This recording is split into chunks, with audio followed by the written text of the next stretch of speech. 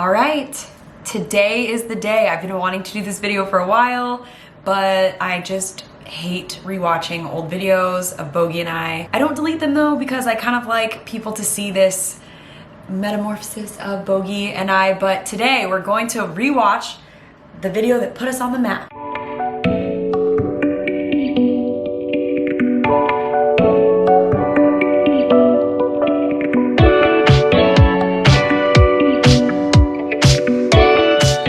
Just a little disclaimer, and this has nothing to do with me saying anything bad about the Dodo, but our interview on the Dodo was a lot longer than this 3-minute video, and I did share a lot more about galah ownership. Ow. Ow. Ow. And of course they kind of cut out everything except for the cute stuff, so that's like what I'm gonna just leave you guys with before I start reacting to it. I don't know why Bogie is like, why are you biting my hand? No, you're not going on my shoulder. What? Why? No. All right, well, Bogie's not gonna be present for this reaction video because the second I bring my laptop out, he's gonna be even more nippy, okay? All right, Bogie's away. Have my laptop. Currently, I'm hiding in my bedroom because California is experiencing a major heat wave and we only have AC in our bedroom. So I turned it off for the sake of the audio of this video, but let's watch this and let's hope I don't cringe too much. I probably will cringe though, because I hate, who likes watching old videos of themselves? Like, I don't like hearing my voice and like the dumb things I had to say. Also, just some context, this video was made probably, I want to say like 6 months to a year after I got Bogie, and this is when I really didn't know what I was talking about in terms of parrot ownership. Well, I knew a little bit, but nothing compared to what I know now, especially in like being a member of the Avian Behavioral Lab and kind of understanding the behavioral science aspect of like parrot ownership and whatnot. It's hard for me to like look back and watch just, you know, what I say. What else can I say about this before we dive in? I'm just prolonging watching this video, I think, at this point. All right. And yeah. He loves my brushes. He loves when I like do his makeup. Loves to run around my counter and just pull everything out of. All right, so the first thing I think of with the makeup thing is like, okay, I'm anthropomorphizing Bogie. Like, he doesn't want his makeup done. But I'm assuming, I think back then, I'm assuming people understand that. But yeah, like, he doesn't like his makeup being done. I think people understand that is what I'm saying. Bogie actually does like the feeling of brushes on his face and in his feathers. It's like he's getting a head rub with something really soft. Okay. Makeup bag or the Q-tip jar, and he just chucks everything on the ground. Still does that. People think cats are a bummer with throwing things. They have not had a bird. I just have to say, since that, like, Bogie's on my shoulder in that interview, but since then, I rarely let Bogie on my shoulder. Usually he's on my shoulder in the car. Well, only if it's a safe time of driving, not on the freeway or anything like that. But sometimes in the car and sometimes in the shower, and just very little other than those two things because he does bite. So Bogie. Okay, this video is gonna take forever because I'm like pausing it nonstop. But okay, the whole pin thing. I used to let Bogie attack all my pins and I thought it was really funny and I could like make cute videos from it. But now, as someone who, you know, looks at behavior in a different way, I'm like, oh, stop letting him attack that pin. I mean, it's fine if you want to let your bird attack things, but it's just gonna create more aggression in the end. And then it's like, do you want a bird where you can't write anything because they keep attacking your writing utensils? Your writing tools? Yeah, so, whatever. He really likes to eat out of my cereal bowl with non-dairy milk. He loves my pillows on my bed. He like holds on to them and like flips upside down. He like rolls off of them. So one of my favorite things to do is just like build him a fort. Okay, the worst thing I could have said to the masses that watch the Dodo is that I make my galah a fort, a fortress. This is like probably where half of his aggression stemmed from. So building forts for your bird is not recommended at all because it actually stimulates this nesting like behavior, which can cause more aggression. And I would build forts for Bogie all the time before I knew that that was like a big no-no, don't do it. Yeah, so it's just so funny that this video has like millions of views and I'm like, yeah, I built my bird a fort. But you know what, guys, this is the evolution of Bogie and I, and it's a beautiful thing if you really look at it that way. But yeah, I love that that was like one of my favorite things that I used to do with him. And then we just listen to music and he dances a lot. He loves reggae and hip hop. You crazy, you crazy. He still does like reggae and hip hop. You crazy, you crazy,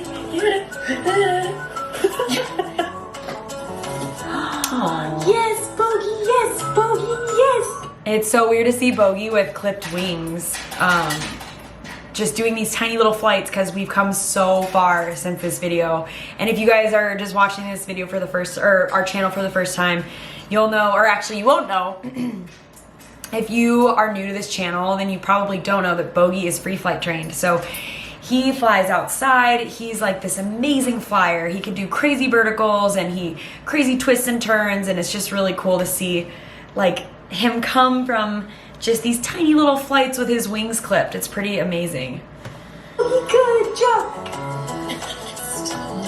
Bogie. Look at those clipped wings. Just so much goes into owning a cockatoo. It was a huge adjustment, just like doing things together, learning about each other. I've learned so much. And everything I've learned, like, we've done together. We grow together. I know it sounds so cheesy, but we really do. That's true. It's not wrong. It's like a little small child. Yep. He's a challenge, and it's really fun to, like, have goals with him, and it's a huge payoff when you look at it that way.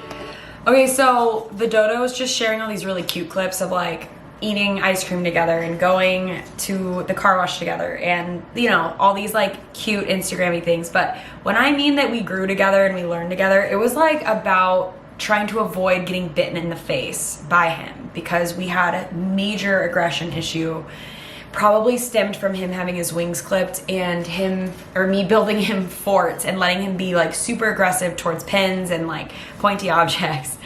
So it's just funny, like, I know what I'm trying to say in this video 4 years ago, but other people are probably thinking of like in terms of love, like, oh, we're growing in love together, or friendship. And it's like, no, it was major behavioral intervention. That's what I was talking about. But it's really hard to articulate that when speaking to the Dodo and then having them edit that properly. It's like, what are you gonna do? Doesn't matter what kind of animal, dog, cat, rabbit, it's not that a pet is there to serve you. It should be a symbiotic relationship. And whether that's like putting in the extra legwork to let your animal be more like how it should be in the wild, I think that's super important. He's getting used to it. I like how I said the animal getting or having a life that's more similar to being in the wild, and I have my bird on like a harness with his wings botched. It's like, but I know what I was trying. I had good intentions in saying all this, and I think it's more about, you know, providing enrichment and providing like education for your parrot so they know how to fly, they know how to forage, they know how to just do parrot stuff that makes them happy and enriched and keeps them from getting bored and you know, all that good stuff. But or cooking a cute meal for your pet to make it feel like it's more in its element in nature. He is such a picky eater. This is a success. hi, sweet bird. Oh, so lovely.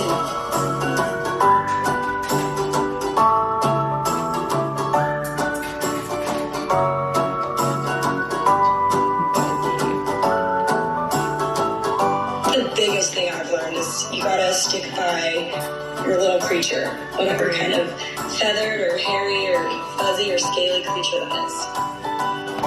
So I 100% still agree with what I said there.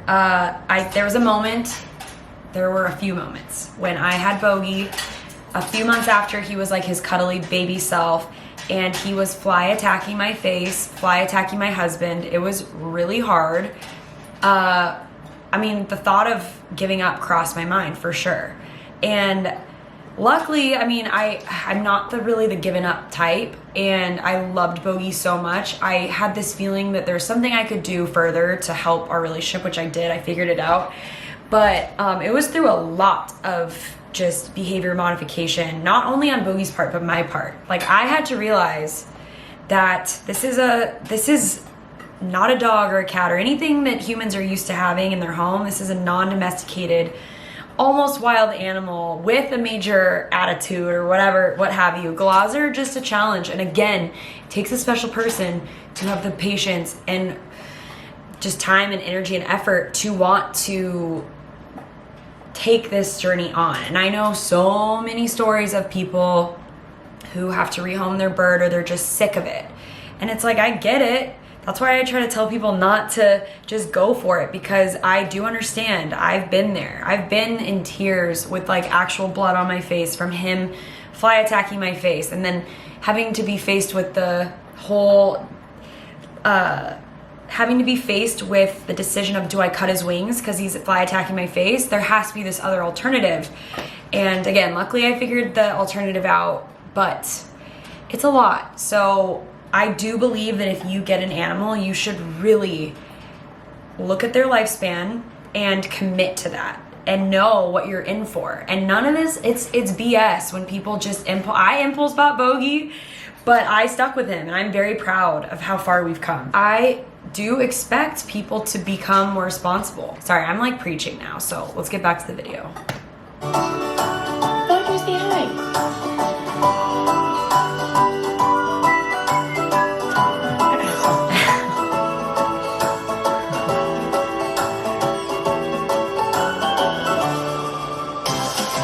Cute. All right, that wasn't that cringy.